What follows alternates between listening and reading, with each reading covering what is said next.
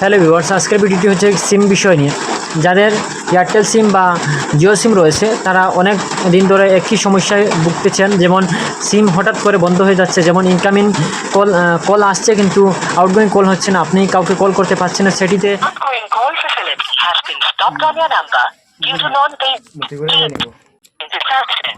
Payment ना करने के कारण आपके नंबर पर आउटगोइंग कॉल की सुविधा बंद कर दी गई है। कृपया सेवा जारी रखने के लिए तुरंत पेमेंट এরকম করে একটি ভয়েস আসছে অফিসের তরফ থেকে বা ফোনে, এরকম করে একটা কলেজে বলছে যে আপনার কলে আউটগোয়িং সেবা বন্ধ হয়ে গেছে।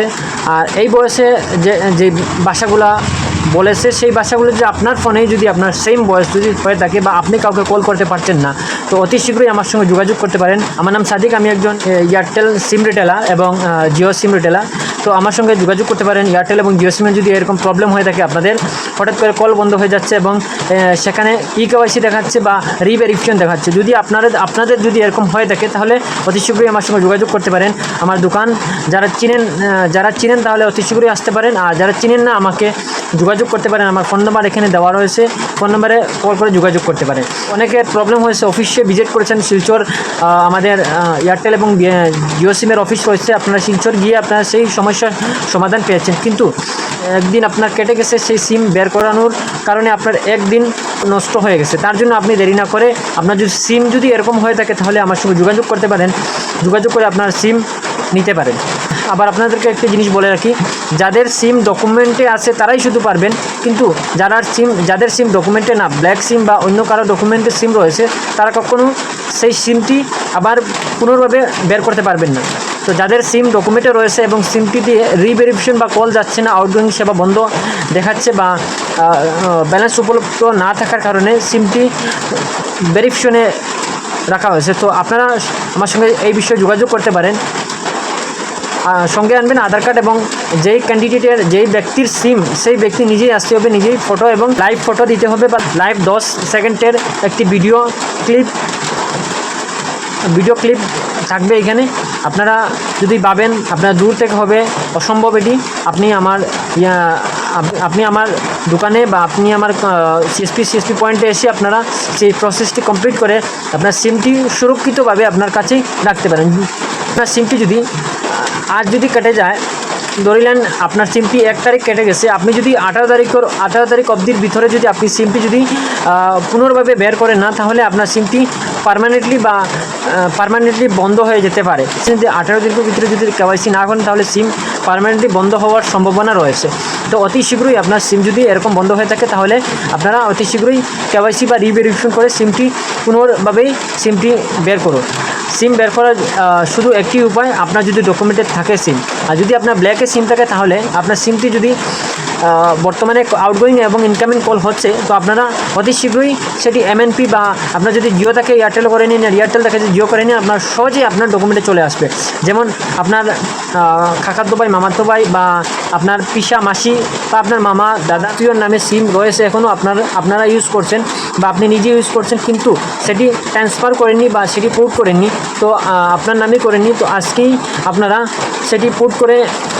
সেটি সহজে পুট করে আপনারা আপনার নিজের ডকুমেন্টে করে নিন। কারণ ট্রাইডের অনুযায়ী আপনাদের যে সিমটি রয়েছে সেই সিমটি আপনার ডকুমেন্টে হতে হবে। না বন্ধ হওয়ার আগেই আপনার সিমটি আপনার নিজের ডকুমেন্টে করে নিন, অতি সহজেই আপনারা ডকুমেন্ট করে নিতে পারবেন। আপনার নিয়ারেস্ট যে কোনো রিটেলার শপ হয়, এয়ারটেল বা জিও রিটেলার শপ, আপনারা সহজেই শপসে গিয়ে আপনারা অতি শীঘ্রই পুট বা নিজের ডকুমেন্টেই সিম নিতে পারেন। আপনাদের ডকুমেন্টের সিম নেওয়ার জন্য আপনার সাপোর্টিং ডকুমেন্ট হিসাবে আধার কার্ড লাগবে এবং বায়োমেট্রিক লাগবে, হয় আপনার ফিঙ্গার বা ফেস অথেন্টিকেশন লাগবে। তো এই দুইটি মাধ্যম দিয়ে আপনারা আপনাদের সিম সুরক্ষিত রাখতে পারেন।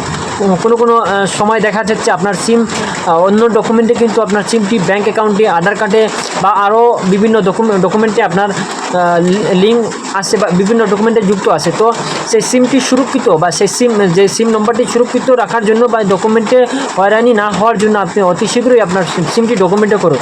যেহেতু অনেক দেখেছি আমি আমার দোকানে বা আমার সবচেয়ে এসেছেন যে সিম কেটে গেছে, আবার সেই সিমটি অন্য কোনো ব্যক্তির ডকুমেন্টে সেই সিমটি আবার পুনর্ভাবে সেই সিমটি বের করা যাচ্ছে না। কারণ একটাই রুল, সিমটি যার ডকুমেন্টে আছে সেই বের করতে পারবে, অন্য কোনো ব্যক্তি সেই সিমটি বের করতে পারবেন না। আপনি আপনার ভাই বাবা বা মার সিম হলে আপনি নিজে বের করতে পারবেন না, সেটি একদম ইম্পসিবল। আজই সিম সুরক্ষিত রাখুন এবং আপনি ফ্রড কেস থেকে বাঁচুন। যদি আপনি অন্য কারো সিম ইউজ করে থাকেন তাহলে আপনি অনেক সমস্যার সম্মুখীন হতে হবে। আগে থেকেই আপনি সিমটি সুরক্ষিত করে রাখুন। ধন্যবাদ আমার এই ভিডিওটি দেখার জন্য। সে ভিডিওটি দেখে নিয়েছেন, আর এই ভিডিওটি যদি ভালো ইনফরমেশন আপনার কাছে যদি লাগে তাহলে ভিডিওটি অবশ্যই শেয়ার করে দিবেন এবং অন্য লোকেদেরকে সেই বিষয়গুলো জানার সুযোগ দিবেন। এই ভিডিওটি শেয়ার করুন। আমার এই ভিডিওতে যদি কোনো কারোর কোয়েকশন থাকে, যদি এই সিম রিলেটেড বা এয়ারটেল বা জিও সিম রিলেটেড কোনো প্রবলেম থাকে তো আপনারা ইনবক্সে বা আমার এই চ্যাটে আপনারা মেসেজ করে জানাতে পারেন। আমার যোগাযোগ নম্বর আছে, সরাসরি আমার সঙ্গে যোগাযোগ করতে পারেন। ধন্যবাদ। আর পরবর্তী আরও ভিডিও আমার চ্যানেলে রয়েছে। আপনারা যদি আমার চ্যানেল ভিজিট করেন বা চ্যানেল যদি আপনারা দেখেন তাহলে আমার অনেক ভিডিও রয়েছে, আপনার চ্যানেলে গিয়ে দেখতে পারেন। এই ভিডিওটি ভালো লাগে তাহলে একটি লাইক করবেন, আর অবশ্যই সাবস্ক্রাইব করে ভুলবেন না পরের ভিডিও পাওয়ার জন্য।